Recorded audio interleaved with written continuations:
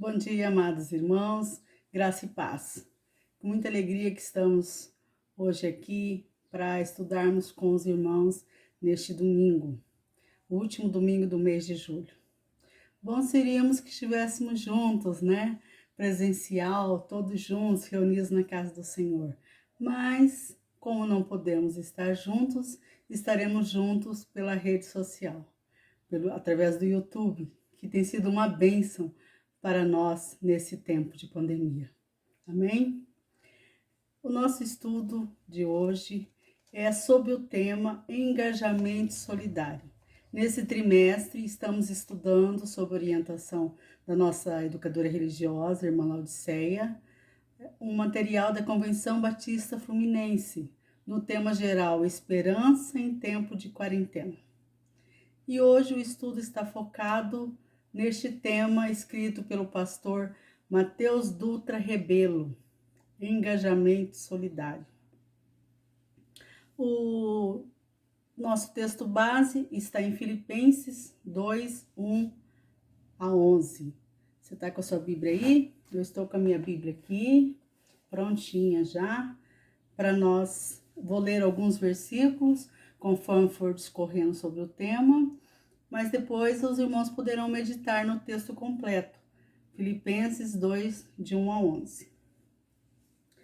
Eu começarei a ler o versículo 1 e 2, que diz assim: Portanto, se há algum conforto em Cristo, se há alguma consolação de amor, se alguma comunhão no Espírito, se alguns entranháveis afetos e compaixões, completai o meu gozo, para que sintais o mesmo, tendo o mesmo amor, o mesmo ânimo, sentindo uma mesma coisa. Esse texto, quando eu li, irmãos, me veio à mente o nosso estudo do domingo passado, tão bem explanado pela nossa irmã Raíza, que falou da comunhão da igreja, né? No verso 2, no final do verso 2 diz, tendo o mesmo amor, o mesmo ânimo, sentindo uma mesma coisa. A partir daí, a partir dessa igreja que vive nessa comunhão com Cristo, onde Cristo é o cabeça e onde seus membros são dirigidos, direcionados pelo cabeça, né? Que é Cristo. A partir daí, não tem como não termos um coração solidário. Não tem como, irmãos. O coração solidário não é uma escolha para o cristão. É inerente à verdadeira fé em Jesus. A partir do momento que nós temos uma fé em Jesus verdadeira, a partir do momento que nós começamos a viver conforme o Senhor deseja que nós vivamos, nós desenvolveremos naturalmente um coração solidário. Hoje nós vemos muita coisa, né? Desde março que estamos vivendo essa pandemia, aqui mais precisamente aqui no Brasil, no Mato Grosso do Sul, em Campo Grande, desde o dia 21 de março que entramos em isolamento social. Mas são muitas coisas que nós temos ouvido, muitas coisas com foco em política, com foco em disputa política, né? Com foco naquilo que quem tem razão, quem não tem, quem tá certo, quem não tá, entra ministro, sai ministro, mas para termos um coração solidário e vivermos um engajamento solidário verdadeiro, não são necessários discursos de natureza política, ideológica, para agirmos solidariamente. O que nós precisamos então? Precisamos seguir o exemplo do nosso mestre. Lá no verso 5, nós lemos: de sorte que haja em vós o mesmo sentimento que houve também em Cristo Jesus. Simplesmente, tem que haver em nós o mesmo sentimento que houve em Cristo Jesus, quando veio a este mundo cumprir a sua missão. E o que motivou o nosso Jesus a fazer o que ele fez? O que motivou Jesus a vir a este mundo, né? O que o motivou a sair da sua glória, né? Eu tenho um cântico que eu gosto muito que diz: deixou o trono lá da glória, né? Para me salvar, mudando a história. Olha que coisa grandiosa, irmãos. Coisa maravilhosa que o Senhor Jesus fez. Mas o que o motivou? Qual foi a motivação do nosso Senhor Jesus? Contra o que ele lutava? E de que maneira ele fez? De que maneira ele cumpriu a missão dele? Em cima dessas questões que nós vamos focar o nosso estudo. Primeira pergunta: o que o motivou? E o primeiro tópico da nossa lição diz: a motivação da ação solidária. Não basta termos um coração solidário. Faz-se necessário haver um engajamento solidário. E o engajamento é o desenvolvimento de uma ação solidária. Mas o que nos motiva a essa ação solidária? O mesmo que motivou o nosso Senhor Jesus, o amor. O amor. Simplesmente o amor. Pela força, né, das circunstâncias que nós estamos vivendo, o mundo se viu obrigado a rever o paradigma da sua convivência social. Né? É algo que vai além, não é simplesmente um hábito de alteração nos hábitos de higiene. Não é simplesmente eu passar a lavar mais as minhas mãos, eu lavar as minhas mãos de forma adequada. Não é simplesmente eu usar álcool em gel o tempo todo para higienizar as mãos, as coisas aonde eu toco. Não é só isso que aconteceu. Percebemos o quanto nossas vidas se afetam mutuamente pelo isolamento, né, irmãos? Nossa vida mudou muito, mudou completamente. É netos que não podem ver seus avós, é avós que não podem ver seus netos. E o abraço tão caloroso do brasileiro e do batista brasileiro que não pode mais ser dado, né? Acho que hoje eu estava vendo na televisão uma reportagem que criaram roupas, né, na porta, uma cortina do abraço. Então, os avós, os idosos principalmente, que não estão podendo ter contato porque fazem parte do grupo de risco, ou as pessoas do grupo de risco, criaram uma cortina do abraço. Então, na porta da casa dela tem uma cortina e ali tem tipo uma blusa com o buraco dos braços, e aí chega a pessoa, né, a pessoa querida daquela pessoa que está em isolamento, e aí ele enfia o braço ali naquele plástico da cortina para abraçar seu ente querido. Olha só, irmãos, como mudou a nossa vida, né? E aí vem as questões, aí vem as discussões de modo geral. Mas é preciso mesmo ter esse isolamento? É necessário? Tem os posts rodando na rede social.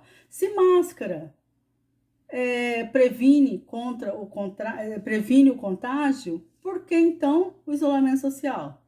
E se máscara não resolve, é necessário isolamento social, então para que usar máscaras, né? Muitas são as discussões, todo mundo discutindo, uns querendo achar que tem razão, outros querendo achar que é exagero, né?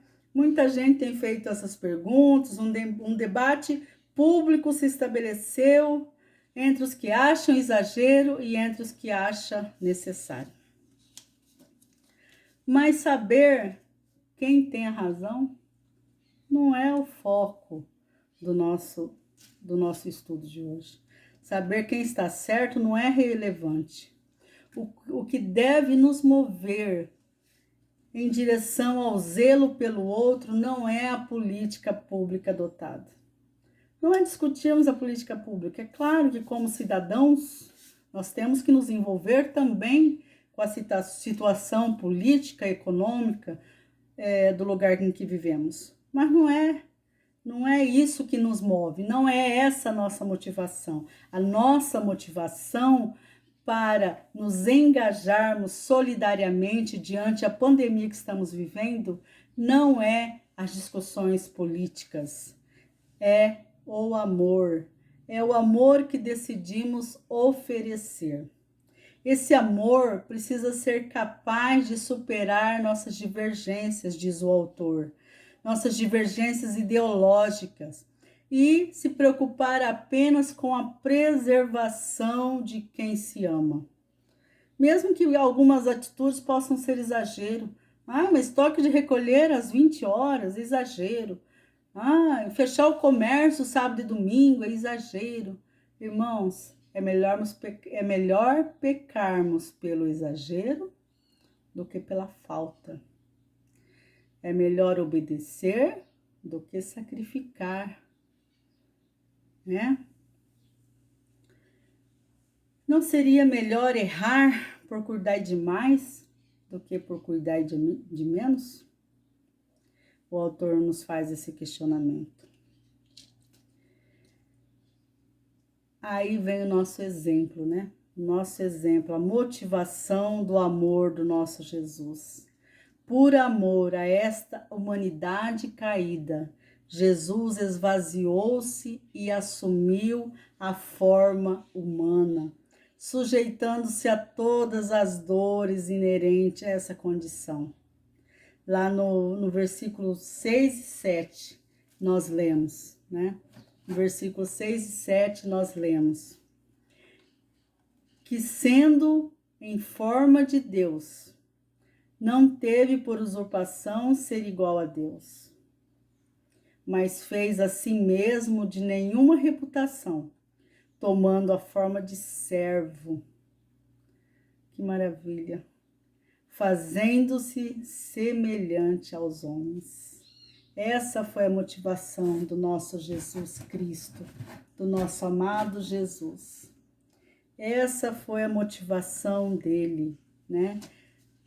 Por amor a nós, por amor a essa humanidade perdida no pecado.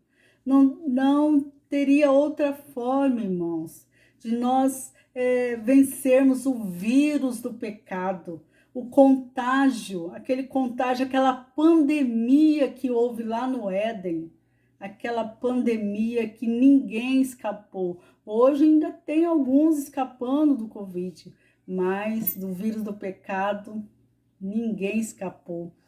Todos pecaram e foram destituídos da glória de Deus. Mas por amor, o Senhor Jesus esvaziou-se de si mesmo e veio até nós. Amor inigualável, o autor aqui diz, mais desejável. Esse amor nos faz desapegar do lugar de conforto para servirmos, da maneira que for necessária, ao bem que desejamos ao outro. Esse é o genuíno amor de Cristo.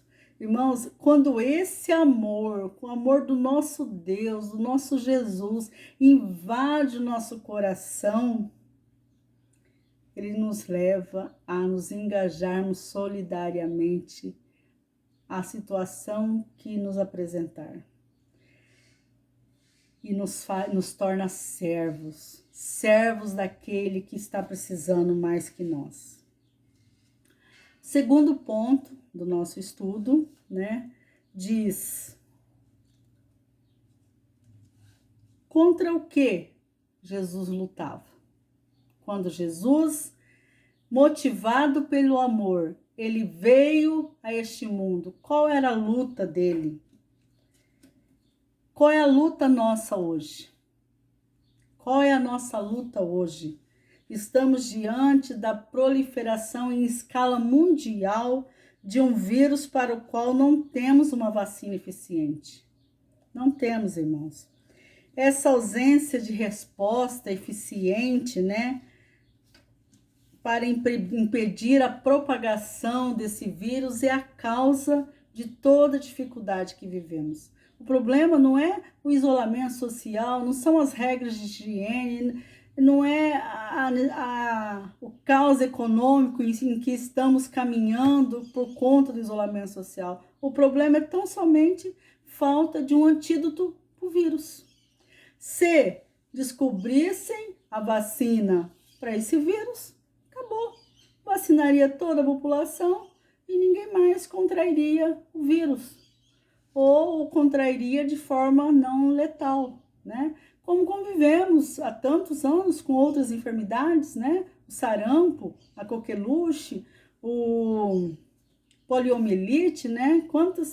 Hoje nós, nessa geração, não temos crianças, é raro ver uma criança que com poliomielite, por quê? Porque houve uma vacina e houve uma prevenção. Então, essa reclusão que nós estamos vivendo é para preservação, manutenção da saúde, sobrevivência. Os cuidados que estamos tendo, o isolamento social, né? O isolamento ao convívio, né? Perdermos do convívio social com as pessoas que amamos, nossos familiares, né? Nossos parentes, nossos amigos, nossos irmãos em Cristo. Isso é para preservação, para sobrevivência, porque se não for assim, né? Quantas pessoas já morreram com essa enfermidade? Quantas pessoas? A luta contra a morte pela vida. Essa é a nossa luta hoje. Qual que é a nossa luta hoje? A luta pela vida, né? Quando começou o isolamento social, a minha filha, né, Beatriz, ela é muito ansiosa e fica perguntando e fazendo planos e planos e planos. Eu chamei ela e falei, olha filha, ela está no 3º ano do ensino médio, e eu falei, olha filha, eu vou te explicar uma coisa.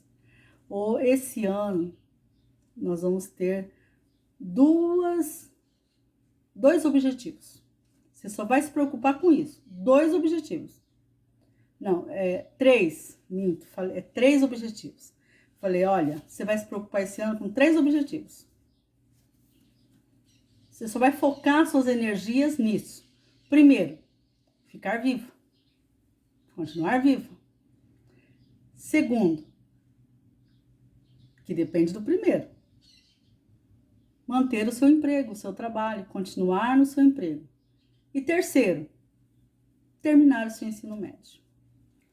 Esses 3 objetivos serão o seu foco nesse ano de 2020. Outros planos, namorar, casar, ter filhos, né? Nós vamos pensar depois. Esse ano, ficar vivo, manter o emprego, terminar o ensino médio. E é assim que estamos vivendo, irmãos. Mas não é diferente na vida espiritual. Nossa realidade espiritual é semelhante. Também se trata de uma luta pela vida. E o que é pior, vida eterna. Vida eterna. O vírus do pecado contamina e condena os mais suscetíveis à morte. Da mesma forma. Assim como o vírus, né, o novo coronavírus, condena as pessoas mais frágeis à morte, o vírus do pecado, da mesma forma, nos condena à morte. E morte eterna, o que é pior, né? O salmista, num momento de angústia, né? Ele disse lá em Salmos 89, 48, ele disse assim: que homem pode viver e não ver a morte? Ou livrar-se do poder da sepultura? Que homem pode livrar-se do poder da sepultura? Nenhum. Todos nós vamos morrer.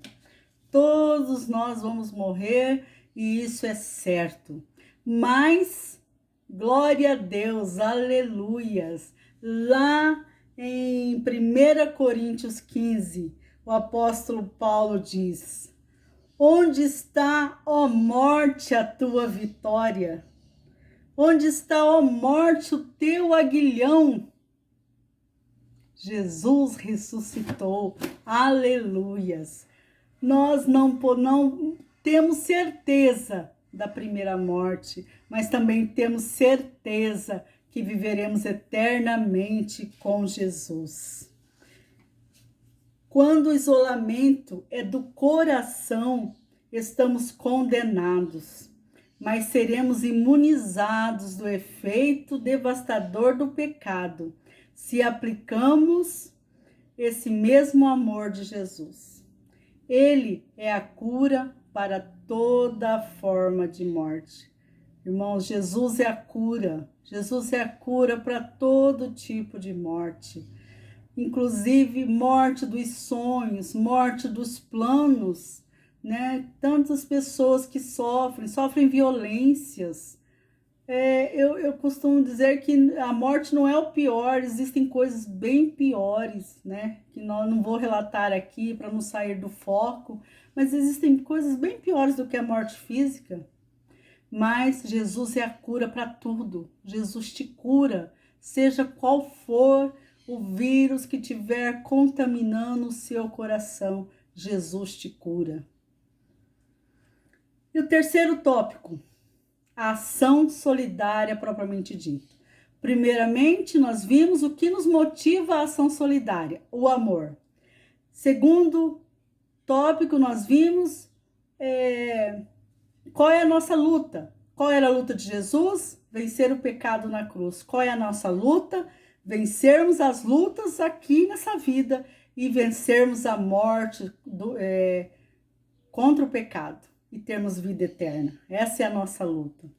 E a ação solidária, o autossacrifício. A ação de Jesus foi o autossacrifício.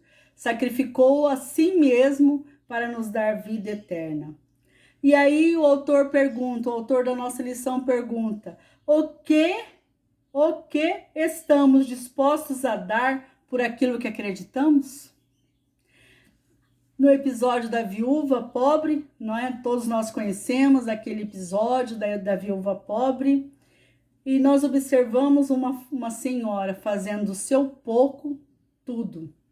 E o texto diz: Jesus observava os ricos que colocavam suas contribuições no cofre de ofertas. Viu também uma pobre viúva colocar ali 2 moedas pequenas e disse: em verdade vos digo que esta viúva pobre contribuiu mais do que todos, pois todos aqueles deram do que lhes sobrava, mas ela, da sua pobreza, deu tudo o que tinha para o seu sustento. Jesus, irmãos, nosso Deus, nosso Pai, Ele não está preocupado com a nossa quantidade, com a quantidade do amor que nós depositamos. Ele não está preocupado com a quantidade, Ele está preocupado com a qualidade do nosso amor, a qualidade do nosso serviço, a qualidade do nosso autossacrifício. Quando pensamos na pandemia, certamente alguns já se perguntaram: será suficiente? Será que o que eu estou fazendo para ajudar é suficiente, né? Higienizando as mãos, usando máscara em lugar público, cumprindo o isolamento social, né? Será que é diferente? Estas e outras perguntas, irmãos, partem do ponto de vista quantitativo. Será que isso basta? Mas o quanto fazer ou não será suficiente. O quanto fazer ou não será suficiente. Nesse campo haverá divergências, né? Haverá divergências. Um acha que é demais, o outro acha que é de menos, mas o engajamento solidário que precisamos não observa as opiniões individuais sobre a afetividade, e sim aquilo que está ao alcance. Desejável seria descobrir a vacina, todo mundo ser imunizado e acabar com tudo isso e nós voltarmos à vida normal. Mas, enquanto isso, O propósito é fazer algo por alguém que quero preservar. Qualquer coisa que esteja ao alcance. A viúva deu tudo que ela tinha. As ações de preservação da pandemia não precisam ser necessariamente eficientes. Precisamos apenas que elas demonstrem que estamos realmente comprometidos, engajados nessa luta que todos nós estamos vivendo. Mesmo que às vezes as nossas ações parecem não ter muito resultado. Será que funciona essa máscara? Não importa se funciona, importa que é o que eu posso fazer. Use máscara. Será que funciona o isolamento social? Não importa. Faça o isolamento social. Faça o que você pode fazer. Quarto e último tópico da nossa lição de hoje fala: igreja primitiva, um caso concreto. Nessa pandemia estamos descobrindo muitas coisas de nós mesmos que nós não conhecíamos, né? Nós não sabíamos. Fazer uma aula em casa, gravar uma aula, né? Nunca pensamos que iríamos fazer isso, mas estamos tendo que nos redescobrir, né? Nos adaptar, aprender coisas que nunca fizemos, para nos adequar à situação que estamos vivendo. É muito didático para nós perceber que a saída desta crise não depende da capacidade individual de solucionar problemas. Não depende, irmãos, da capacidade individual de políticos, de governadores, de prefeitos, de presidente. Não depende disso. Mas depende do agir coletivo por um bem comum. Laboratórios, pesquisadores, cientistas estão juntos, unidos num bem comum, descobrir a vacina contra essa enfermidade. Médicos, a área da saúde, todos unidos, engajados em descobrir a forma de tratar essa doença, descobrindo medicamentos que nem conheciam ou que conheciam para outros fins, mas todos engajados em evitar que a pessoa vá a óbito. Isso é engajamento solidário. Engajamento solidário é isso.